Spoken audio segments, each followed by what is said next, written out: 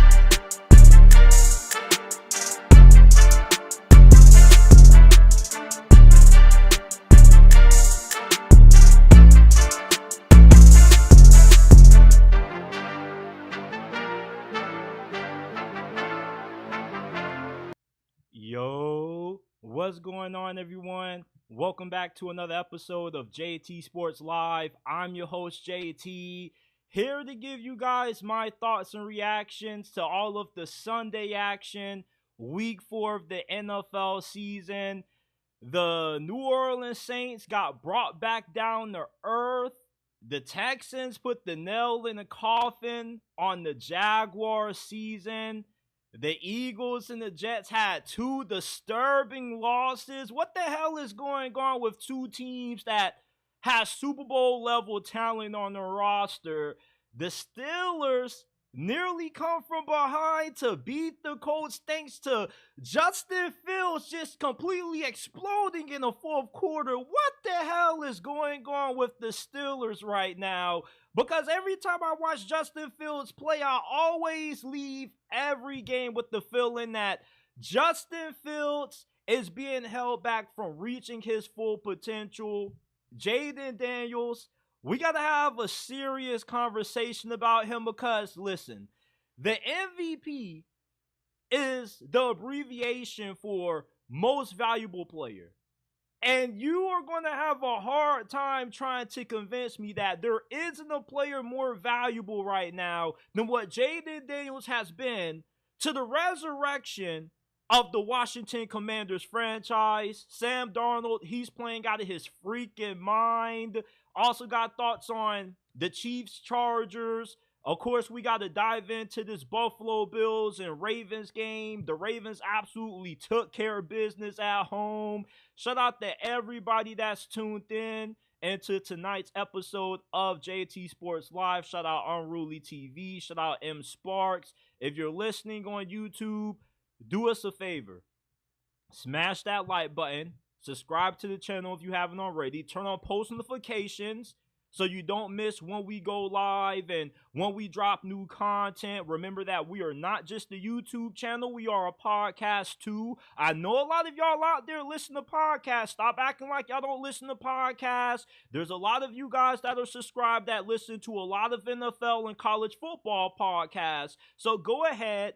Give us a 5-star review on Apple and Spotify, wherever you get your podcast from. The JT Sports Podcast is available. Give us a 5-star review. Greatly helps us out a lot. And follow us on Instagram at JT Sports _ and on X at JT Sports __. Man, I am so excited to talk some football with you guys tonight. And the first game that we got to dive into, the Buffalo Bills handled, or start that over. The Baltimore Ravens handled the Buffalo Bills on Sunday night. This game was a blowout. Derrick Henry absolutely was running all over the Buffalo Bills defense. He had over 200 total yards in this game, 2 touchdowns. Should have had 3, but he coughed one up in the end zone late in this game. And Justice Hill also had a really nice performance as well. Led the Ravens in receptions and receiving yards. But King Henry is back and better than ever, people. There were some out there who thought that he was washed up, but the King showed everybody over these last 2 weeks that he still holds the title of being the NFL's most dominant running back. You see how good he looks when you got Lamar Jackson in the backfield, who's also a threat to run the football himself. You got the offensive line playing at a really high level. And King Henry just exposed all of the injuries that the Buffalo Bills are dealing with on the defensive side of the football. They got some injured linebackers. They're banged up in the back end of their secondary. And this performance tonight, not just out of Derrick Henry, but the whole entire Ravens team, showed that they once again are going to be a factor when it comes to determining who's going to make it out of the AFC. The AFC runs through Baltimore this year, in my opinion. The Buffalo Bills, they very well could be facing off against Baltimore in the AFC Championship game. Or we could see them rematching some way, somehow against the Kansas City Chiefs, although they don't look that good. But the Ravens, over these last 2 weeks, have looked like the most dominant team in the wide open AFC right now. There isn't a better year for a team to dethrone the Kansas City Chiefs than it is for the Bills and the Ravens. And I'm not going to overreact to this game on the Buffalo Bills side of things and say that, oh, they got exposed in this game. This is still a very good team with a lot of elite players. They just are dealing with a lot of injuries right now, and they just ran into a buzzsaw tonight. They had no answers for Derrick Henry in this Ravens rushing attack. And when you got a team that's running the football all over you, just running wild with this big monster truck in the backfield, there's really nothing you can do from a schematic standpoint. There are no adjustments to be made. Like, Derrick Henry gave a dude a damn concussion. Are you kidding me? What can you do to stop this? It doesn't matter how many snaps Von Miller plays. You could have prime Aaron Donald on that field, and Derrick Henry still would have been damn near unstoppable in this game. I mean, Derrick Henry tonight just went vintage. First play, he touches the football, takes it to the crib, 87 yards for a touchdown. Like, Derrick Henry could not be stopped. And we see now how scary the Baltimore Ravens can be when the coaching is up to par and everybody's playing at their full capability. With the backfield duo of Lamar and Derrick Henry, there really shouldn't be any reason why the Ravens don't score at least 30 points per game, because this is an offense that you could possibly only recreate in Madden with how dynamic they are, just not with the run game, but with what they have at wide receiver. We didn't hear too much of Zay Flowers, Mark Andrews, Rashad Bateman, but those guys are playmakers themselves. This win, this performance by Baltimore against Buffalo tonight showed that they once again are going to be the cream of the crop in the AFC, and the Buffalo Bills are going to be right there with them. But this performance shows just how good Baltimore is versus the Buffalo Bills being overrated, because this is the best team that Josh Allen and company have faced up to this point this season. But they got a good chance to bounce back next week against the Houston Texans. But this was a great all-around performance by Baltimore. This was one of the first games this season that they played for all 4 quarters. In the fourth quarter, Buffalo started to make somewhat of a comeback, but Josh Allen ended up getting the ball ripped from him And that game or that play pretty much solidified that the Ravens were going to walk away with a very dominant W. I had some concerns going into the second half. Maybe they were going to choke it because of how the last couple of weeks have went. You almost choked against the Cowboys. You choked against the Las Vegas Raiders somehow, despite having a 10-point lead in the fourth quarter. So it was refreshing to see that this is a team that can hold on to a lead, and they are capable of playing a full game of great football. This is a scary sight to see right now because the Ravens, it seems like they're operating on all four cylinders. Now, the Houston Texans, wow. The Houston Texans have put the nail in the coffin when it comes to the rest of the season for the Jacksonville Jaguars. At one point, it seemed like the Jaguars were going to find a way to walk away with the victory. You know, they were up 20-17 for a large majority of the third, fourth quarter. They had several drives to put this game on ice. And instead, all Jacksonville does is get stopped inside of the red zone on 4th and goal. You can't even get a yard to get a touchdown. Like, if you can't get a yard on 4th and goal, 4th and inches, your offensive line, your running backs don't deserve to be on the freaking football field, because why can't we get 1 yard? It's just 1 freaking yard. It's not like it's 4th and 5, 4th and 7. Why is it a struggle for the Jaguars to just pick up 1 yard on 4th and goal for the touchdown, which pretty much could have won you the game? You know, Trevor Lawrence and Jacksonville's final 2 possessions of this game had an opportunity to prove all the haters and naysayers wrong. He had the opportunity to show why he was such a great investment by the Jacksonville Jaguars when they gave him this $275 million contract that right now he isn't living up to, because when the ball was in his hands, the situation that you want to be in when you got a franchise quarterback, he came up small and got outplayed by CJ Stroud. The difference in this game is that CJ Stroud is a franchise quarterback. Trevor Lawrence is a scam artist. He's a fraud. Because why the hell is Jacksonville paying $200 million fully guaranteed, $55 million a year for this garbage? It's been 308 days since the Jags last won a game with Trevor Lawrence being the starting quarterback. Trevor Lawrence out there plays like he's freaking Daffy Duck. He's just goofy with the football. He misses easy throws. He misses guys when they're wide open downfield. You got Christian Kirk wide open for a touchdown, and you overthrow him by a damn mile. You got no awareness. You're running into your offensive lineman. No pocket presence at all. You're just one of the most chaotic quarterbacks that I've ever seen, man. Like, Trevor Lawrence is Daffy Duck at damn quarterback, man. He's like a tall giraffe with wheels out there. It doesn't matter how bad Trevor Lawrence has played. It all hinges on this coaching staff. And I listened to Richard Sherman on his podcast say that Trevor Lawrence is a bigger problem than Doug Peterson. That is true.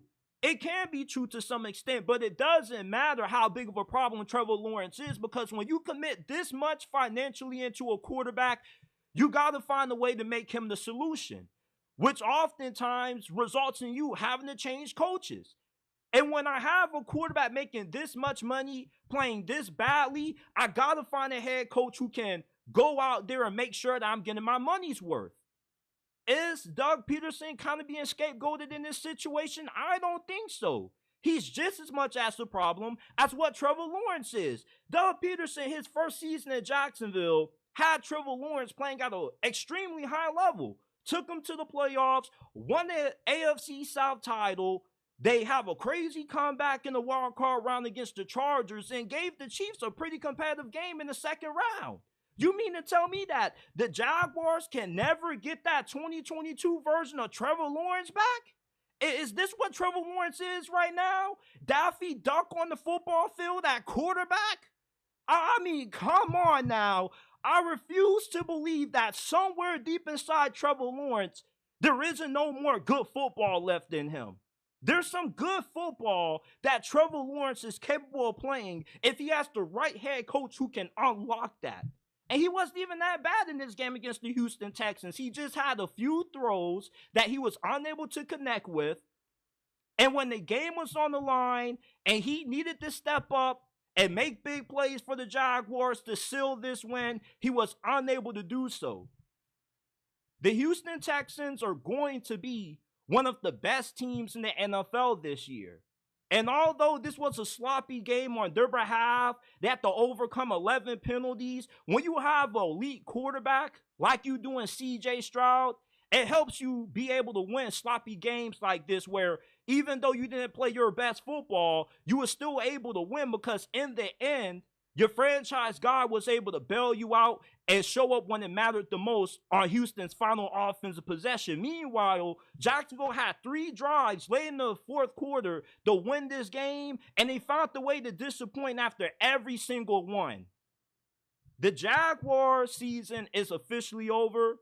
You're 0-4. You got no shot at making it to the playoffs at this point. You might as well just mail it in and try to get the number 1 overall pick, not to take a quarterback because you're obviously committed to Trevor Lawrence for these next couple of years, but to get that first round pick or that first overall pick and use that to package in the deal to get more draft compensation so you can continue to add talent to this team because that's what Jacksonville needs. You need as much talent as possible to surround Trevor Lawrence with. You got to find a way to get this brother playing some good football, which he is more than capable of being able to do.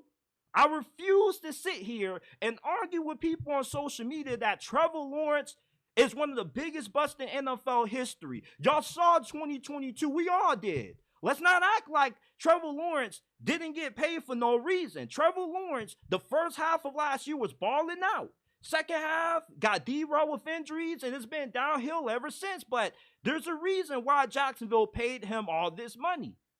It's not like they just went out there, didn't see any reason to pay him and still paid him anyway. 2022 is why he got paid. And we need that version of T-Law back. And you got to find a head coach that's capable of being able to do that. But their season is over. We need to start talking about the NFL draft. Looking forward to having a new front office who's actually capable of drafting some good players for a change. I'm glad that the Texans put the nail in the coffin on what has been a disastrous and very disappointing season for the Jaguars. And it's not like this team doesn't have talent. This team just lacks good coaching. They lack physicality and they lack toughness. Maybe Bill Belichick can fix those problems.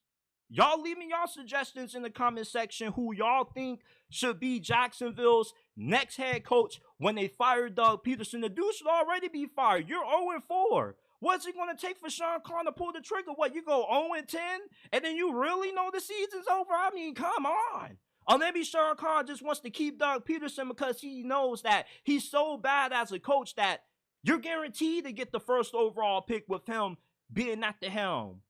But thank you to Houston and C.J. Stroud for doing what we already knew was possible. Ending the Jaguar season and you know, there's no chance Jacksonville shakes back from this. It's over. They're 0-4. They're 0-4. They're done. They're done. They're done. There is no coming back from this. There is no shake back. The season's done. If you're a Jaguars fan, look forward to the potential offseason moves that this team can make. Start getting on your list of potential head coach candidates that you want out there. Bill Belichick, Ben Johnson. Those are the top 2 on my wish list.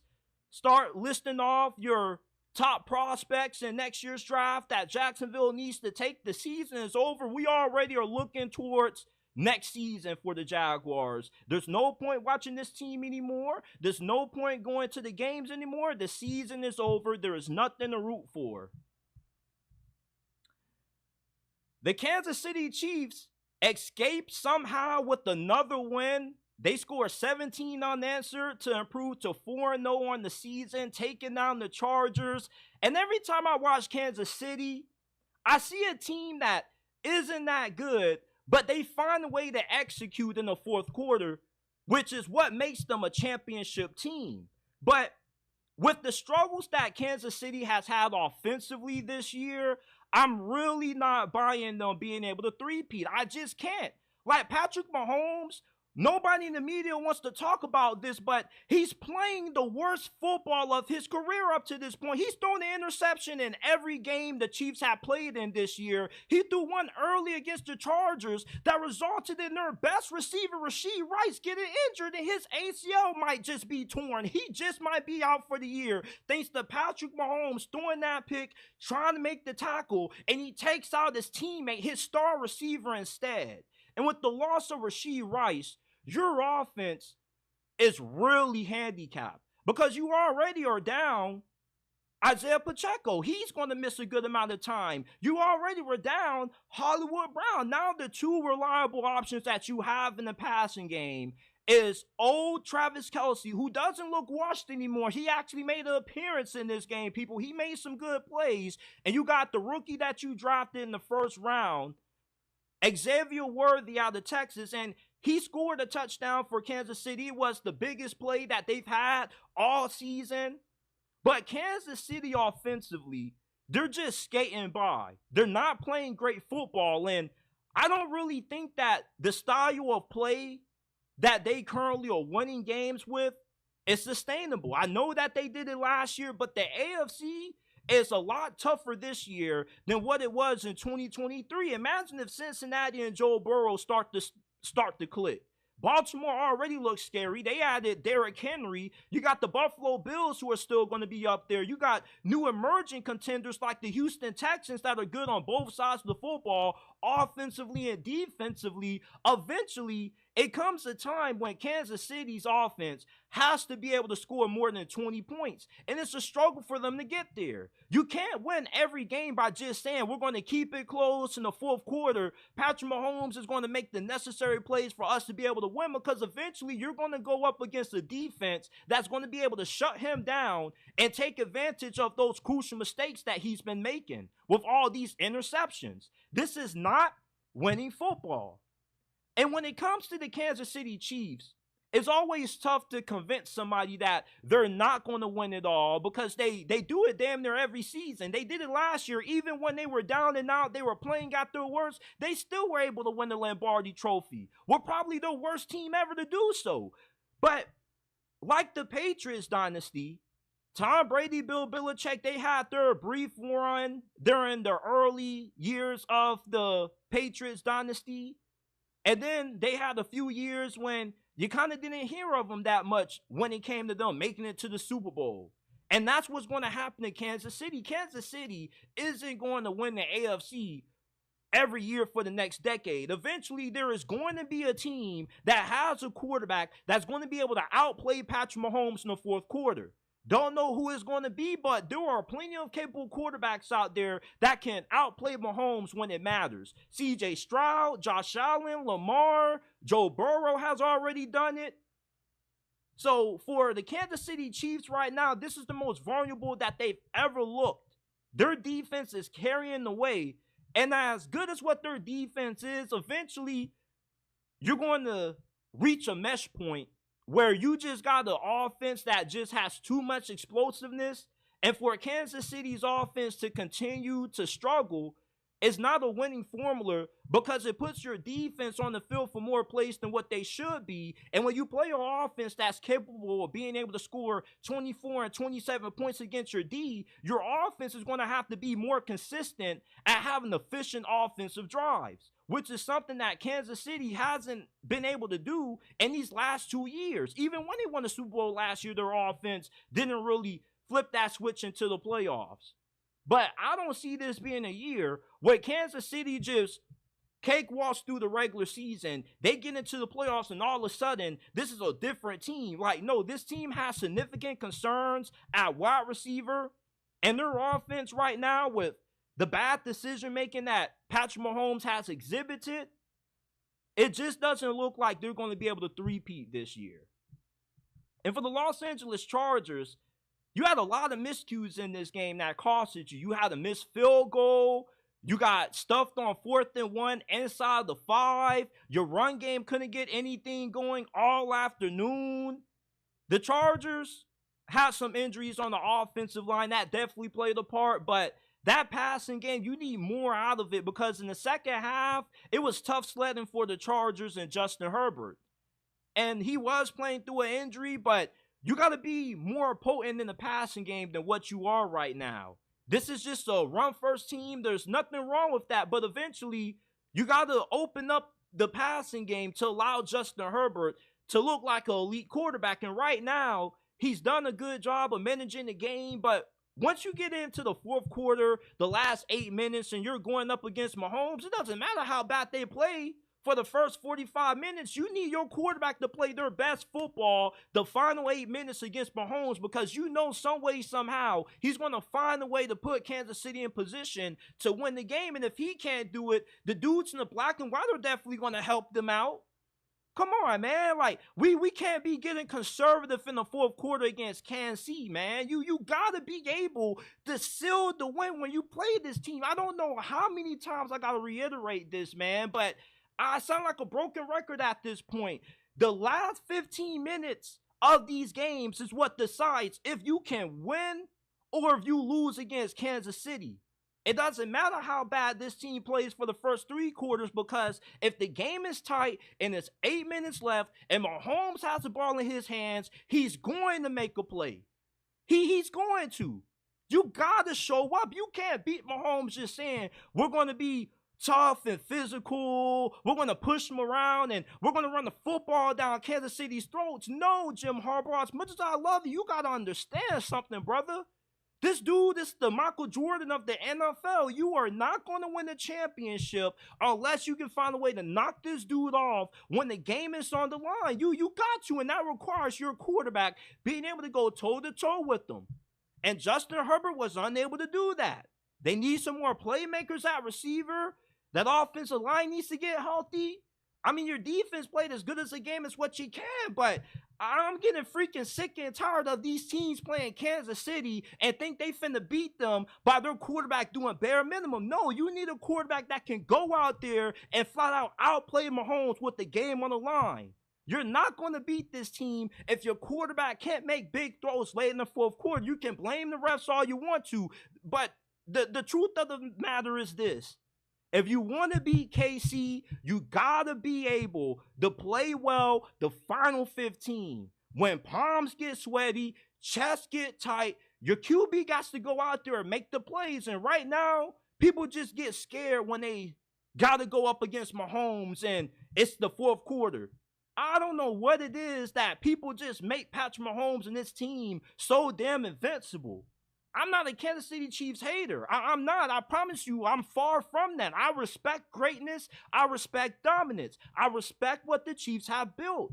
But I'm getting sick and tired of people making it seem like Mahomes is unbeatable. There are plenty of capable quarterbacks that can knock this dude off from the pedestal. I promise you, they just need to get out of the mental hurdle that is fourth quarter. Oh, I need to step up and match Mahomes. These quarterbacks just can't do it. It's like this dude has some weird voodoo aura around him that any quarterback he goes up against just chokes when it matters the most. Getting sick and tired of Kansas City just surviving every damn week, man. Just absolutely surviving. Oh, boy. One thing that I was not expecting this afternoon was the Philadelphia Eagles to get absolutely annihilated and cooked by the Buccaneers and Baker Mayfield. Now, one thing I am going to give Philadelphia the benefit of a doubt is that their offense is going to play a lot better than what they did against the Tampa Bay Buccaneers this afternoon. You know, they are down their 2 top receivers, A.J. Brown, Devonta Smith. You're kind of banged up on the offensive line as well. But this game showed everything that we already should have known about Jalen Hurts, and that is the truth that he's not an elite quarterback. And I would even say Jalen Hurts is a good quarterback. Right now, Jalen Hurts is the definition of what it means to be a mid quarterback in the NFL. You can't elevate the team around you. You can only play at an elite level when you got elite pieces to work with. And Jalen Hurts, with Devonta Smith and A.J. Brown being banged up, he looked completely average against the Buccaneers. He wasn't doing this thing on the ground, only got held to 8 carries, 25 yards. He did have a rushing touchdown, but he didn't make any good throws that much. This didn't look like a quarterback that deserves to be mentioned in the same conversation as Lamar Jackson, Joe Burrow, and Josh Allen.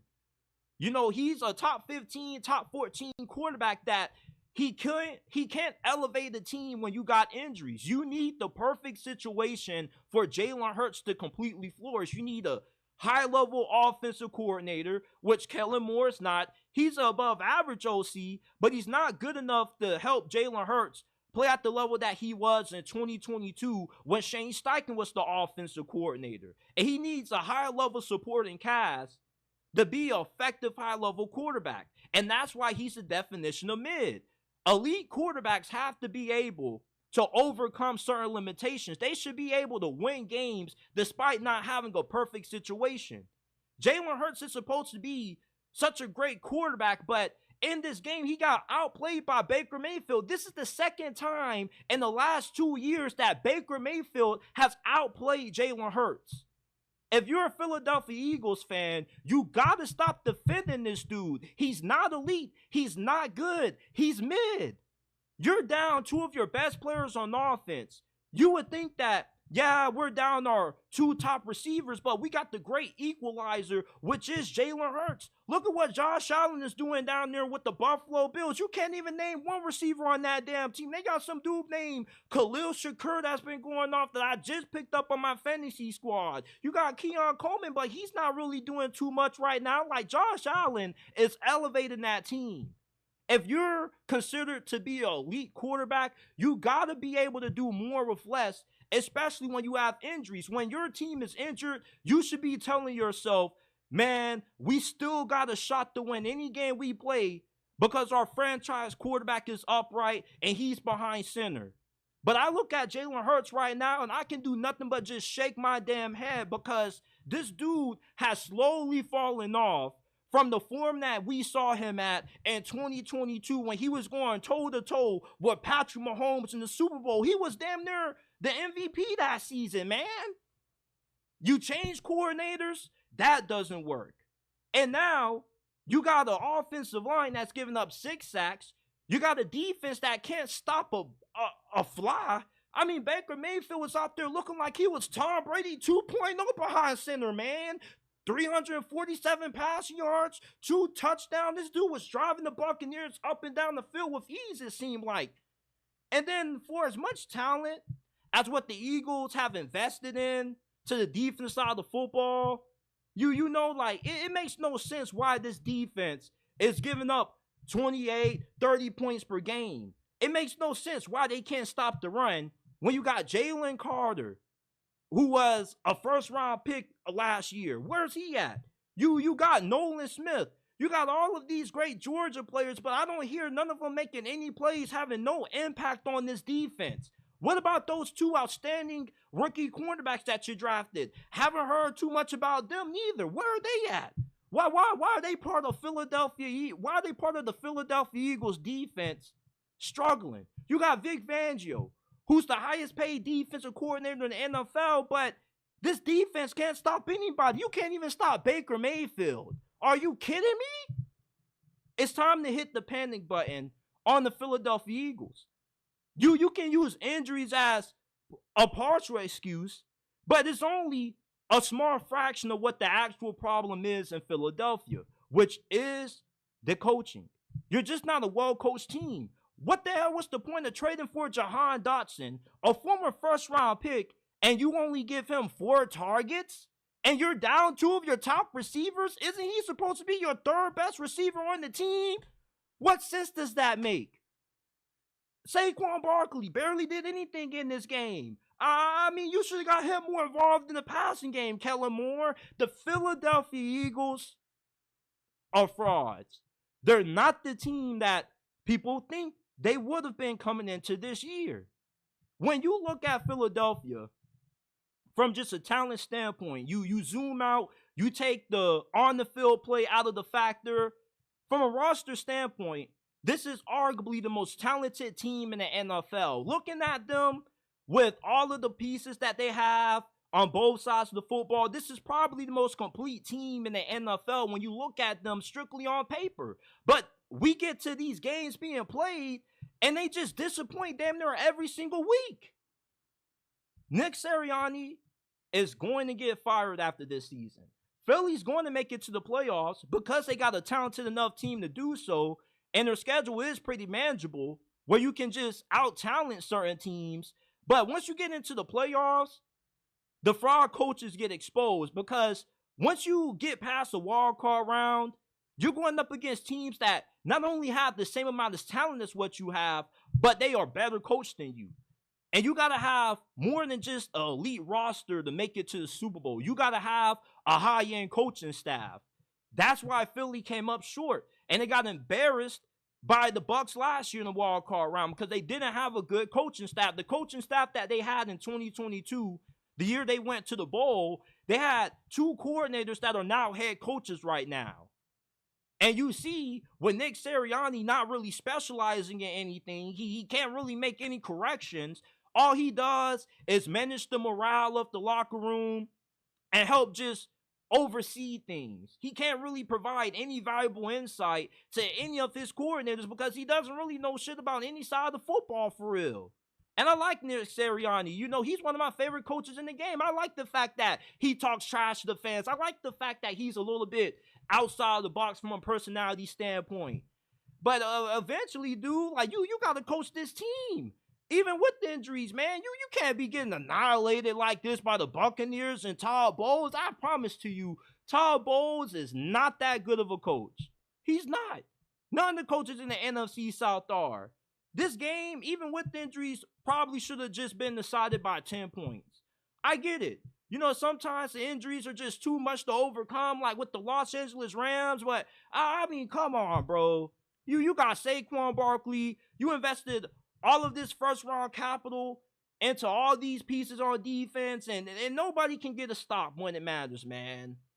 Like, this is a really disturbing loss for Philadelphia because it shows you that this isn't a well-coached team, and they're only getting carried by the talent that they have on the roster. Hire Bill Belichick ASAP. Have you listened to Bill Belichick's podcast? He got a whole podcast. I listen to everything that they drop. This dude, for the way that he breaks down football, the defense side of the ball and the offense side of the football, I don't know how people can say that Tom Brady carried Bill Belichick. Are you kidding me? This dude knows football. He knows literally everything there is to know about the game and the history of it. If you are the Philadelphia Eagles, you would be better off firing Nick Sirianni right now, allow Bill Belichick to be the interim head coach for the rest of the season, and you just might go to the Super Bowl. He could definitely have that defense playing at a high level. That man knows defense. It doesn't matter how much talent he doesn't have on that side of football. One thing that's guaranteed in life is death, taxes, and Bill Belichick coaching the elite defense. With Jalen Carter, Bryce Huff on that squad, Nolan Smith, Bill Belichick will have a damn field day with that defense, man. Bill Belichick needs to be the head coach in Philadelphia right now. I would call Bill Belichick right now, but sadly I don't have his number. But if he was offered this Eagles coaching job right now, I'm pretty confident he would take it on the spot. This is an already championship-made team. You just need the right coaching. Nick Sirianni reminds me a lot of Jason Garrett. It's a lot of clapping on the sideline. It's a lot of cheerleading. It's a lot of rah-rah. But how much about football does this dude actually know? I know he knows more than me and a casual fan out there, but this dude has to go. He has to go. You getting embarrassed by the Buccaneers, dog? Crazy. The New Orleans Saints were lighting the NFL up, or the New Orleans Saints were taking the NFL by storm. The first 2 weeks, they were hanging 40 burgers on the Panthers and the Cowboys, and all of a sudden, these last 2 weeks, they've come crashing right back down to earth. They lost to the Philadelphia Eagles last week in a close game. That's understandable, but you lose today to a team that you really should have been able to beat. Okay, and although the New Orleans Saints, going up against a Falcons team right now that they're playing with a lot of confidence because, they were able to hang with the Chiefs. They got a big win Monday night against the Philadelphia Eagles. Like, you should have won this game. But Derek Carr, he isn't playing at the high level that he was the first 2 weeks of this year. He has cooled off tremendously. We're not seeing him connect on a lot of those deep shots that he's taken downfield. He threw a pick six. And his lack of mobility is really hurting New Orleans offensively because there are certain situations where they need him to run, extend the play, or pick up some yards with his legs, and he just can't do it. And Dennis Allen's decision-making is a large reason why I was never that high on the Saints coming into this year to begin with. He should have took the 3 points on that 4th and 7 late in this game, which would have made this a 20-23 game. But instead, he decides to go for it, get stopped, and then the defense forces the Falcons to punt on the following possession, and then they score a touchdown. Now, imagine if you just would have took that 3 points. That's a 10-point difference. You probably win this game. And instead, you gamble, you roll the dice, and it doesn't work. I don't care if a coach goes for it on 4th down, depending on where it's at. Anything 4th and 3 and shorter, we got to go for it. But if it's 4th and medium, 4th and long, 4th and 7, you got to take the points. And with you being a defensive-minded coach, your defense played pretty well throughout this game, that you should trust your defense to get you the ball back and allow you to win the game.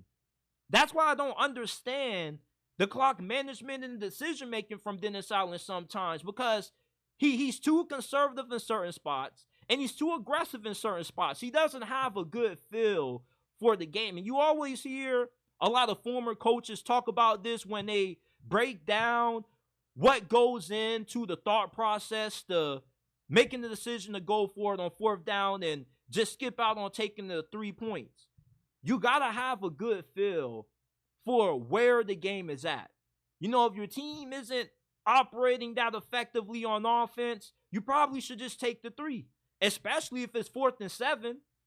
And if you're a defensive-minded coach, you should have enough faith that your defense can get you the football back and it can give you one last chance to win the game with your offense.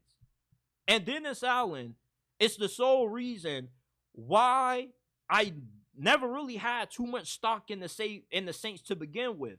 And the Saints don't look like they are a team that has the ability to win close games. The only way they can win is if they just flat out blow you out by 2-3 possessions. But if it's a game that ends up being decided by 3 points late in the 4th quarter, it's a guarantee that Dennis Allen is going to find a way to lose it. And for as good as what this team looked the first 2 games, these last 2 weeks have been major reality checks for the New Orleans Saints this year. This is not going to be a playoff team. I still stand by that. They have a talented enough roster to make it to the playoffs. But coaching is the reason why this team is going to underachieve once again. Saints fans already know that Dennis Allen ain't that great. You knew that coming in, but you at least would think that you could be an 8-9 win team. Judging by how these past 2 weeks have gone, your season is trending downwards, and by the time we get to week 9, week 8, the Saints could probably be like 3-5, 3-6. And there's a chance that Dennis Allen may not even last through the season. He's not a good coach. And the defense played well, but just in that situation, you expect the defensive-minded coach to have more faith on that side of the football. You should have just took the 3 instead of going for it on 4th and 7. That made no sense to me. Shout out to everybody that's tuned in. Shout out to Keem Malik. He says them Georgia boys are overrated. This not college ball. Shout out Sean Ackridge. Shout out M. Sparks. If you haven't already, hit that like button. Subscribe to the channel. We talk NFL. college football. We just talk everything football over here. So if you are a football nerd and a football connoisseur, I think that's how you pronounce it, connoisseur like me, go ahead, give the JT Sports Podcast a 5-star review on Apple and Spotify. Wherever you get your podcast from, the JT Sports Podcast is available.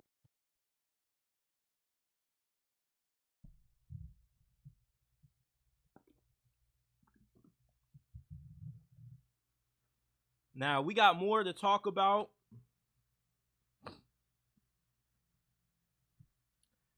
So, the New York Jets had one of the most surprising losses of this week. They lost 10-9 to a Broncos team that had -7 passing yards at halftime. Yes, you heard that right, people. The Broncos had -7 passing yards at halftime. And the Jets still found the way to lose this game in the end. The Broncos went from -7 passing yards to finishing this game with only 60 passing yards, man. It came down to 2 potential game-winning field goals. The Broncos were trying to get one to go up a little bit, make it a touchdown drive for the Jets. And instead, they miss it. They give it right back to Aaron Rodgers and company. You definitely think that Aaron Rodgers and the Jets are going to be able to seal the deal, right? 50-yarder to win the game. Of course, the dude misses it because you can never trust the NFL kicker unless you got Justin Tucker kicking it for you. He's the clutchest kicker in NFL history because anytime you have the game on the line and it's in the hands of a kicker, you're just destined to get let down time after time. And this is a disturbing loss for the Jets because these are games that you expect them to not only win, but to dominate when you're going up against a team that has inferior quarterback play, especially with that being a rookie quarterback in Bo Nix. You only scored 9 points. The offensive line gave up 5 sacks. Aaron Rodgers looked washed up there. He was looking old. He was having a hard time eluding pressure. He was overthrowing guys. Now, the receivers didn't really do him no favors. There was hella drops out there. The play calling was bullshit, but you can't do nothing but blame the play calling on Aaron Rodgers because Nathaniel Hackett's his dude. The Jets want this dude gone, but Aaron Rodgers wants him there. And if you got so much love and admiration for Nathaniel Hackett, the offense should be better than what we saw today when it comes to the play calling. The play calling is just dreadful. Breece Hall, he can't pass protect. He can't punch it in inside the red zone. Braylon Allen looks like the better running back than what Breece Allen does right now. Or Breece Hall does, excuse me. And with Braylon Allen being better than Breece Hall, shouldn't he be getting more touches than him? Why is it that Braylon Allen doesn't have a certified role in this Jets offense? He should be the goal line back. He should be the short yardage back. Braylon Allen needs to be a bigger factor in this offense than what he is right now.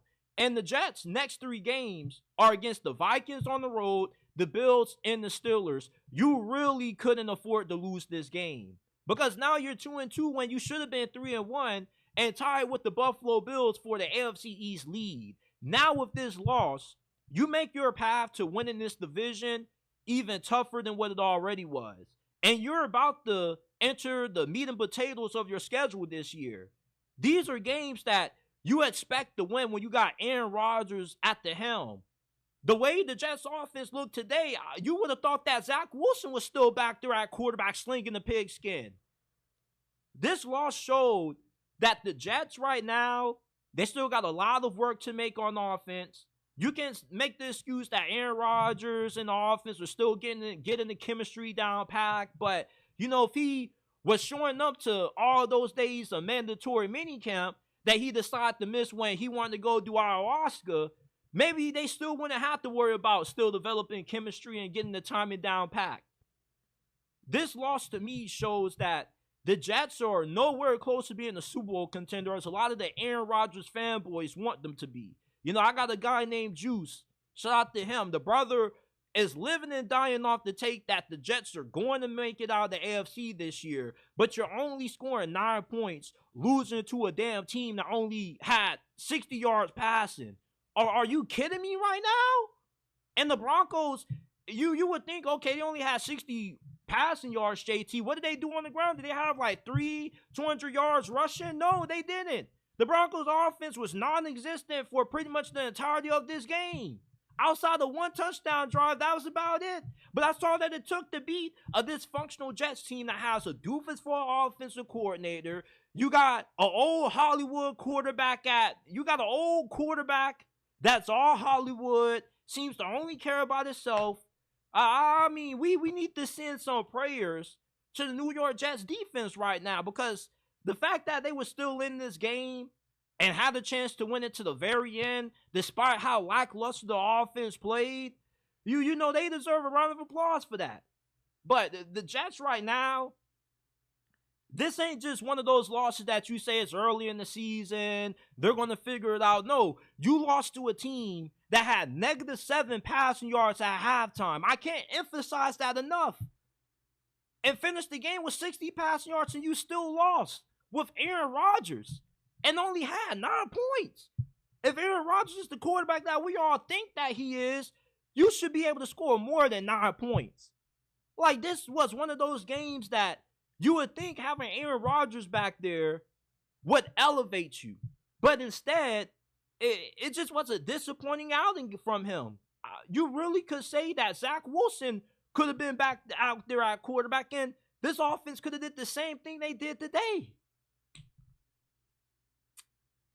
Let's keep powering on. We got a few more things I want to knock out before we get up on out of here. So the Steelers fall to the Indianapolis Colts 27-24. Justin Fields came really close to powering one of the biggest comebacks that I've seen out of the Pittsburgh Steelers in recent memory. So the fourth quarter, the Steelers are down. Their offense hasn't done anything up to this point. But all of a sudden, the final 15 minutes, the beast was just awakened out of Justin Fields. He scores 3 touchdowns in the fourth quarter, 2 on the ground, has 1 through the air, and he almost brought the Steelers back from 24-10 down. And we got to have a conversation about the Steelers' lack of faith in Justin Fields. Why is it that Arthur Smith waits for this team to be down by several possessions in the fourth quarter to start opening up the playbook? If Justin Fields is dominating like this in the fourth quarter, imagine how good he could be for the first 3 if you stop playing things safe, stop trying to be conservative. All the Steelers like to do for the first 3 quarters is just run the football, which is understandable. You are a run-first team. You live and die by the run, but you can't be as conservative as what you've been when Justin Fields is playing this well the final 15 minutes of the game. You got to build this offense not to be conservative anymore. You got to build this offense around Justin Fields. And for all you people that continue to scream that Russ needs to be the starter, Justin Fields shuts you the hell up. There's no way you can see this performance, see this potential, see this upside, and tell us that Russ deserves to be QB1 over Justin. You are not going to get a 3-touchdown explosion in the fourth quarter out of Russell Wilson. You are not going to get a quarterback that's capable of being able to carry your offense. Justin Fields literally can be a weapon for the Steelers if Mike Tomlin and Arthur Smith just stop being so damn scary, man. Let this brother go out and ball out. You're holding him back. You need to be calling more design runs. You need some more zone reads, some more quarterback powers. Like, you're not maximizing Justin Fields' skill set when you ask him to go back there and play not to lose. Justin Fields is going to make some mistakes. He's going to have a few turnovers. That's just what comes with the Justin Fields experience. But he has shown, unlike his time in Chicago, that you can trust him to win games in the fourth quarter, as long as you aren't being scary. And the Steelers play too scary on offense to my liking with the talent that they have at quarterback that is Justin Timothy Fields right now. Justin Fields had one of the best quarterback performances that I've seen the Steelers quarterback have since Ben Roethlisberger retired. This is the answer at quarterback for the Steelers. This game out of Justin Fields solidified him as QB1 for the rest of this season. You're not going to get a game like this out of Russell Wilson with the juice that Justin Fields brings, with his dynamic running ability. You have to tap into that if you're Arthur Smith. You can't just be giving this dude 6 carries, man. Najee Harris and Jaylen Warren, they haven't even scored a single touchdown yet. Justin Fields needs to be a big factor in the Steelers' offense than what he is right now. You can't say, okay, we're down all these points. Now we got no choice but to open up the offense. No, you need to be utilizing Justin Fields in a better way than what you are right now. You got to let Justin Fields go out there and just ball, man. You can't be telling Justin Fields to play it safe, putting handicaps on this dude. He has shown the ability to play high-level football. He has accounted for all of the touchdowns that the Steelers have scored this year, either throwing them or running on the ground for him. He's really good in third down situations, especially if you get down inside the red zone, you get put in a 3rd and goal situation. It makes it hard for a defense to game plan for your offense when you got somebody like Justin Fields. When you get into that area of the field, you don't really know what to expect, because you can either pound the rock with your running backs, or you could pound it in with Justin Fields, or he could just throw it himself. This is one of the most talented quarterbacks in the league from a skill standpoint, one of the best dual threat quarterbacks in recent history. And instead of trying to tap into his potential, you want to try to find a way to just play this safe, conservative football that isn't going to get you far this year. Eventually, the Steelers are going to be in a game where you got to be able to score 24 because your defense can't get a stop. As good as what this defense is, they got shredded by the Indianapolis Colts this afternoon. You're going to have games where your offense has to make up for the lack of elite defense that you're getting. This defense isn't going to hold every team to under 10 points in every game. You got to be able to score 24 points. And Justin Fields gives you the ability to do that consistently if you tap into his strengths. Stop trying to make this dude a check down Charlie. Let him throw the football downfield. Every time Justin Fields has attempted a deep throw, it's been normally pretty successful. Him and George Pickens have outstanding connection. Anytime Justin Fields goes to George Pickens, it's damn near automatic. Let Justin Fields air the football out some more. And isn't a big staple of Arthur Smith's offense play action anyway? Why are we not seeing more of that? You're running the football damn near every play. You would think that you've done enough to convince the defense when you run play action to account for the fake. Abide on it. I mean, come on. The Steelers are scared to stretch the field. They're scared to ask Justin Fields to look like a franchise quarterback. This team is holding back Justin Fields from reaching his full potential because they just want to be scared. Open up the damn playbook, man. Let this brother go out there and shine. Why does every game have to be a defensive slugfest? Mike Tomlin is one of those coaches that he don't mind being in a 10-13 defensive slug-off. Like, come on, man. That's not winning football. It's unrealistic to ask this defense to hold opposing offenses to under 10 points every single game with how screwed the rules are to the offense side of football. I mean, you heard Minka Fitzpatrick when he got flagged for that unnecessary roughness. He said you can't even hit guys hard anymore. I agree with them. You can't. Which is why you need to open up this damn playbook, Arthur Smith. Open up the damn playbook and let Justin Fields shine. He has shown these last couple of weeks that he's capable to lead this team to the promised land. But you got to give him the keys to the car first, man. You just want to give Justin Fields his learner's permit. He just passed his driver's exam today. Give him his damn driver's license already, man. Let him get the keys to the Lambo. Let him drive that thing around. He knows what he's doing. He's going to make a few mistakes. He's going to get into a few car accidents, but you got a good enough defense that can bail him out. I mean, for the love of God, I'm tired of seeing Joe Flacco torching the Pittsburgh Steelers. Did we not see enough of this dude when he was playing for the Baltimore Ravens? Please, put some more faith in Justin Fields, Mike Tomlin and Arthur Smith.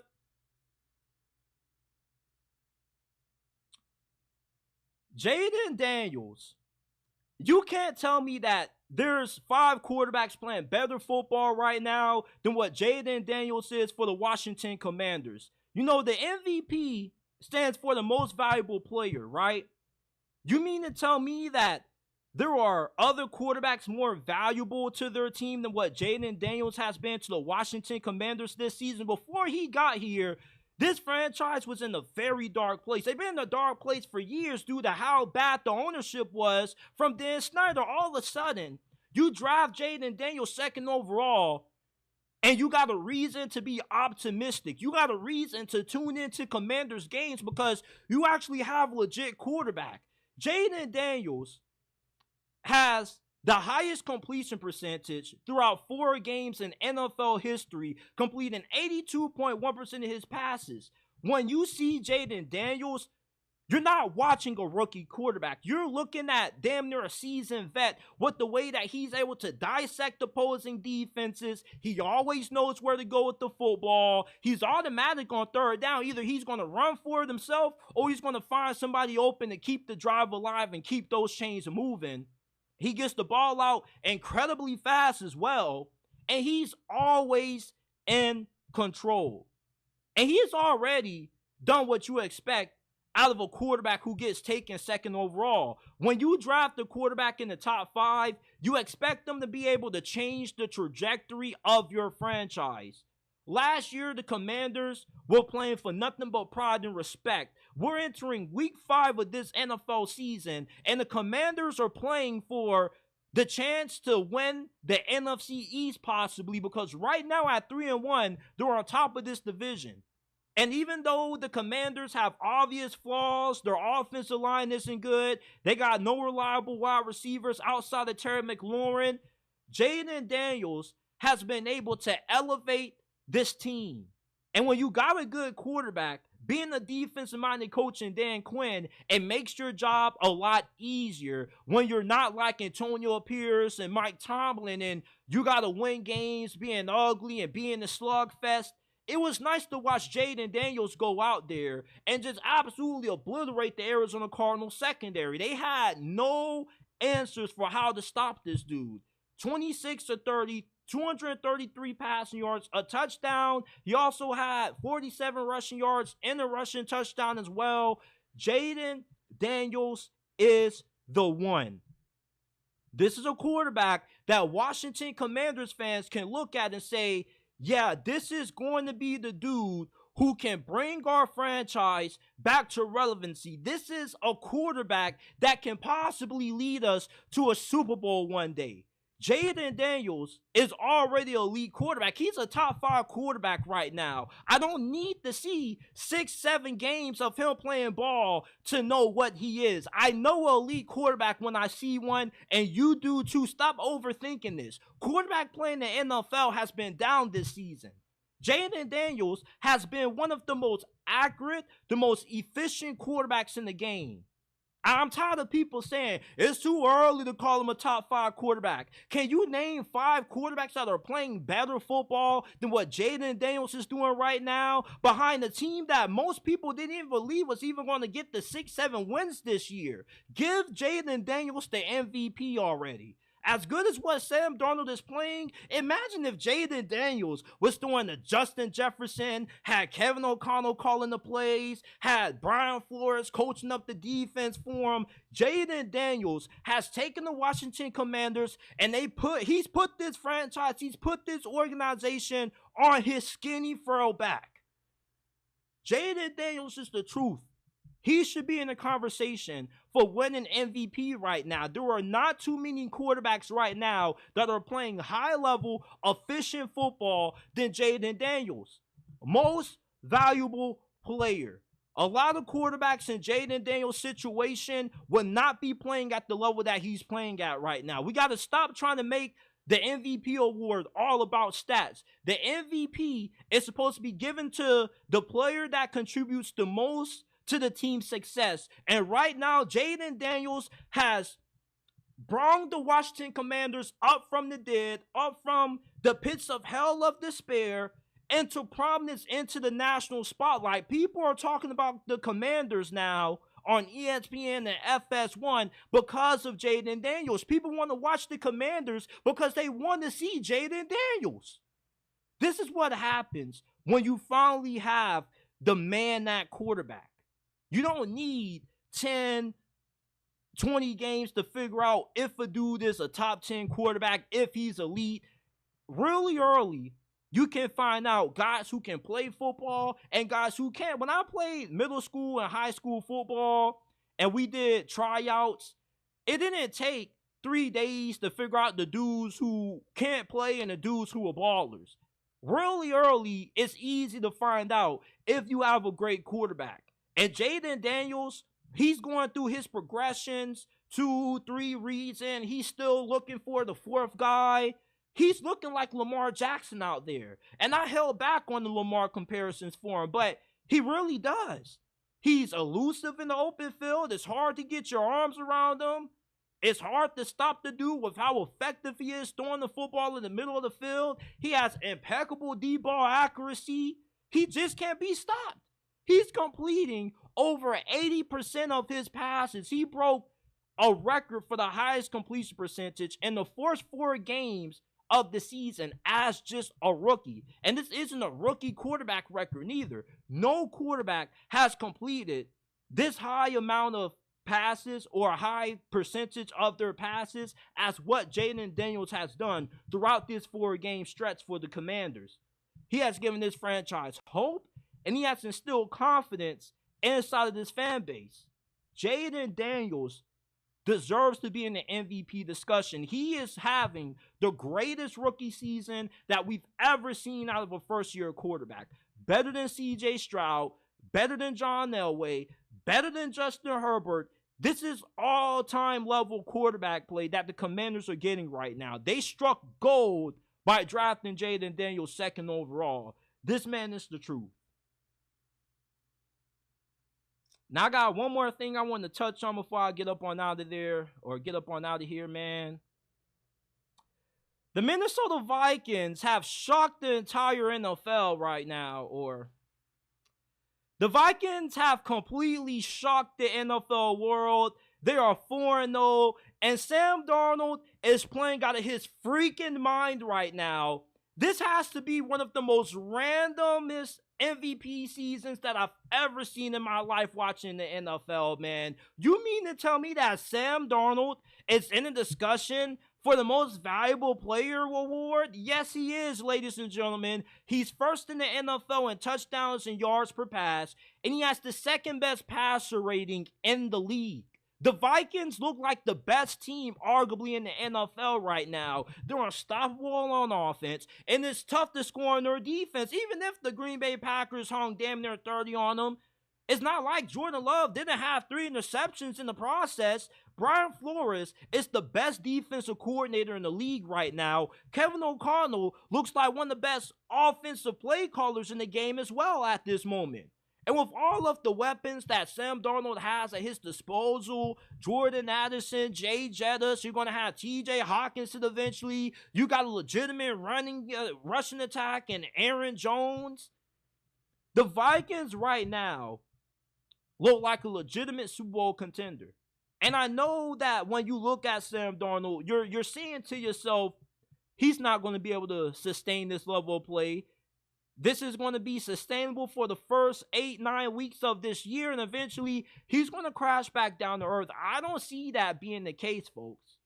It looks like Sam Darnold is here to stay, and he's going to continue to dominate the NFL and your favorite team anytime the Vikings have to play them. This dude has not looked human.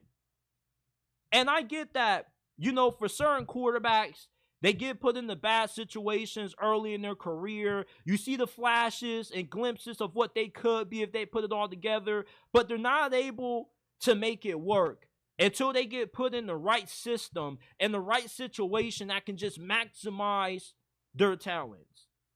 And I always compare the NFL to being a chess game, right? Players are the chess pieces. The head coach is the chess player.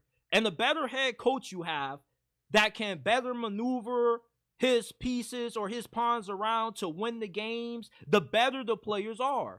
Having a great head coach can elevate a guy like Sam Darnold that has struggled for the majority of his career up to this point. Right now, Sam Darnold looks like the MVP frontrunner, and Kevin O'Connell looks like the frontrunner for Coach of the Year. Nobody gave the Vikings a shot this season. Even Vikings fans, be honest, you didn't think Sam Darnold was going to be that good. And you listen to teammates talk about Sam Darnold, they said, man, we're not surprised. They're lying. You mean to tell me that the first 4 weeks of the season, Aaron Jones and Justin Jefferson really thought that Sam Darnold was going to be playing like the best quarterback in the NFL right now? Bull crap. Do y'all believe that? Seriously, you mean to tell me that nobody is surprised how well Sam Darnold's playing? Kevin O'Connell has to be looking surprised at how well Sam Darnold's playing, because it seems like every play he calls, Sam Darnold just continues to turn it into gold. The Minnesota Vikings right now, with how good Brian Flores is and how good this offense is right now with Sam Darnold at the helm, they're the best team in the NFC. And they're my pick to make it out this year and represent this conference in the Super Bowl. And they had a similar season back in 2017 when they had the Minneapolis Miracle. You had that pass to Stephon Diggs. You make it to the NFC Championship game and you get slaughtered by the Eagles. But do you remember who the quarterback was that season? I'm going to give you 3 seconds. 1, 2. It was Case Keenum. The Minnesota Vikings is not their first time getting a quarterback that people had low expectations for and becoming the best team in the conference with them. The Vikings look better than the Detroit Lions right now because they got a better defense. Their offense is on par with what the Lions' offense is, but defensively, the world's better than the Lions. They got a complete team. It's tough to score on them, and it's tough to stop them from getting inside the end zone. You know, I love the Vikings' chances to go all the way this year. They may not win the Super Bowl. But right now, you'll have a hard time naming out 3 teams playing better ball than what the Vikings are with Sam Darnold at the helm. And this is it for this episode of the JT Sports Podcast. I appreciate all you guys for tuning in. If you haven't already, hit that like button, subscribe to the channel. Remember that we're not just a YouTube channel. You can find us on Apple, Spotify, Amazon, wherever you get your podcast from. The JT Sports Podcast is available. Follow us on Instagram at JT Sports _ and on X at JT Sports __. I appreciate you guys for tuning in. And you know, I guess we got a few minutes to open up the phone line, so I'm going to put the number on the screen. I know some of you guys have been dying to call in. My only thing is this, you know, like, let's try to keep the phone calls a little bit short tonight. Let's try to keep the phone calls to like 3-4 minutes max, because I do got to get up out of here at 1 a.m. You know, I do got to edit these, so you know, I'm going to open up the phone lines for those of you guys who want to call in, but let's kind of put a time limit on this thing, 4 or 5 minutes each for these phone calls.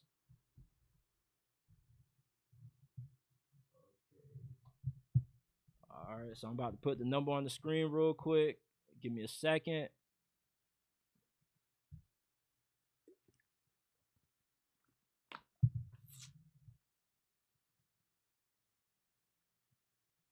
All right, so the number's on the screen, 904-834-5927 for all of you guys that want to call in.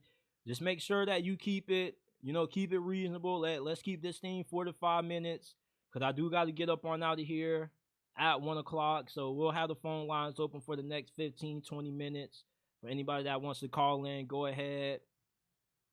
I'm also post the number in the chat.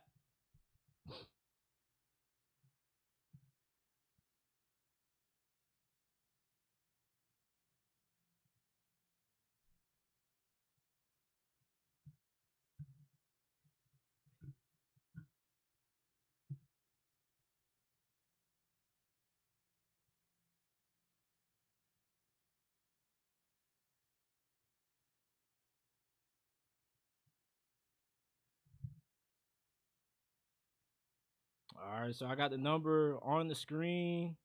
I got it pinned as well. And if nobody calls in within the next minute or so, then we'll just go ahead and call it a night. Shout out to my guy M Spark, says surprised about Sam Darnold, but if you're not him and apply pressure, he's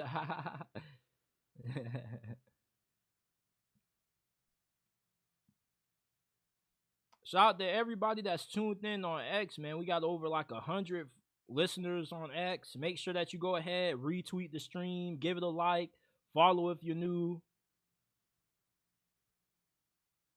You know, I've always wondered like how we get so many listeners on X, but it's like nobody ever comments.